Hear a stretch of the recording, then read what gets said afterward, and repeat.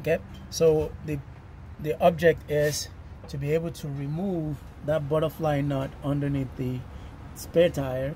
We're going to run it through the hole of the spare tire by lowering the tire. So here we go. We've already identified all the tools that we need. We're going to raise the car up, the truck up, and then begin.